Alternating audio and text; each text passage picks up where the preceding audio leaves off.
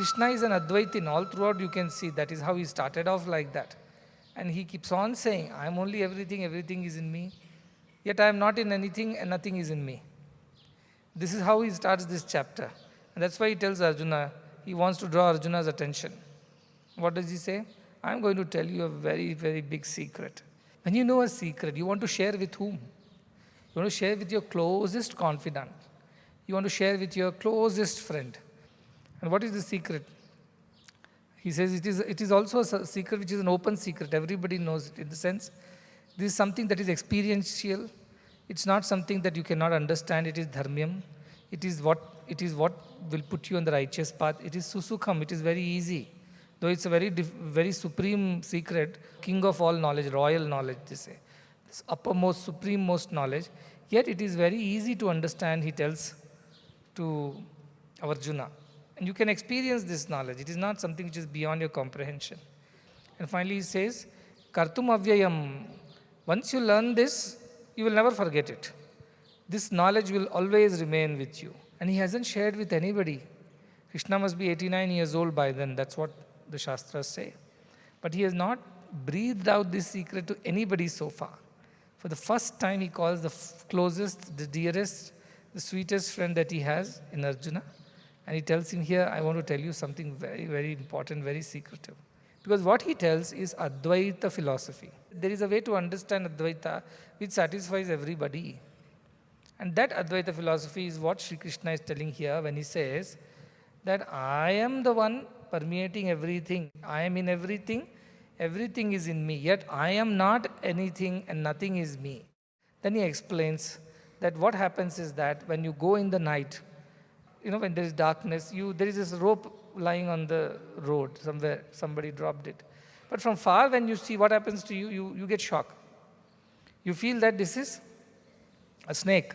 That happens many times. Immediately you pause and check whether it's snake or not. For that moment, now go back to that moment. You tell your friend, wait, there is a snake. But the friend says, is it really snake? Because it is not moving, it is steady, it is that way only. So they start analyzing. And then what happens? You go and throw some light on that. Your friend gets a torch and puts the light on that rope and realize, no, it is not a snake, it is only a rope. This happens to us. If it has not happened also, it may happen to you at some point in time. Or you another object, not rope, then something else, you will misunderstand as something else because of darkness. Now when you put light on that, it is the same rope, which is now totally known to you and you are no more afraid. Now can I say, when you thought there is a snake, the snake was in the rope. Can I say that? First instance was what? There was a snake over there. So I can say, without the rope, could you have seen that imaginary snake? Not possible. If there was no rope, you wouldn't have seen the snake at all. You saw the snake because the rope was lying there on the road. So you can say your imagination of snake was dependent on the existence of the rope on the ground. This is very clear? If there was no rope in the first place, where is the question of you seeing the snake?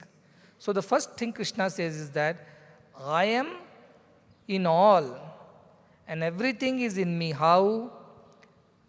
Imagine Krishna to be the rope for now and everything else to be the snake. Now everything else is visible to us only because Krishna is there. The snake is visible to us only because rope is there. Is that clear?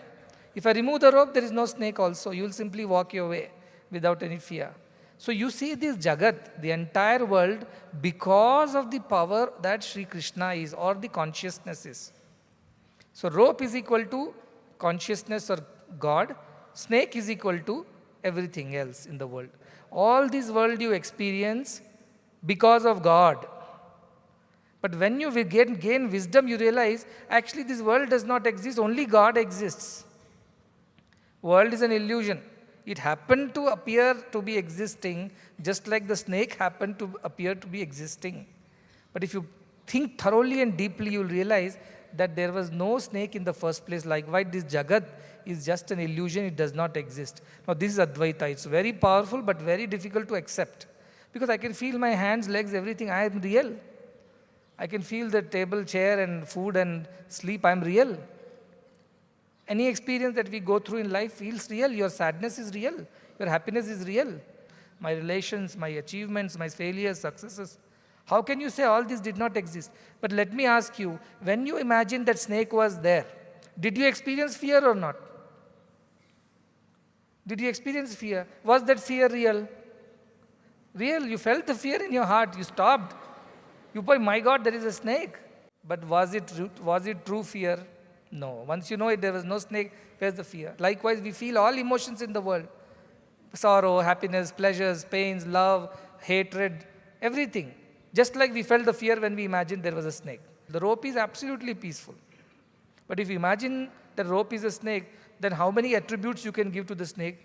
It's a poisonous snake, it's a rat snake, or it is a one particular species. Its color, you can imagine a color of that snake.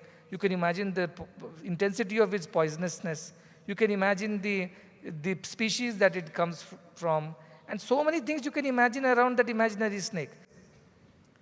Like that, this world, we are going on discussing this world on and on and on. Your problem, my problem, his sorrow, our happiness. But actually this world does not exist to us. Shankaracharya says it's an imagination. So Krishna says in the entire snake that you imagine, it is only the rope that exists. Like in the entire world you imagine, it is I, consciousness alone that exists. That is the first thing. Second, he says, world is in me. The snake is also in the rope, imaginary snake. But when you put on the torch, you realize there is no world. So he says, I am not in the world, and the world is not in me. The moment you put on the torch, I appear to be existing in the world appears to be existing in me, but the only truth is that I alone exist. That is the Advaita philosophy. The moment we put on the torch of Bhagavad Gita wisdom, and we realize there is only rope, there is only consciousness, only Krishna, the world is only an imagination, all our emotions also disappear. When you become aware of everything, snake is not in the rope, rope is not in the snake.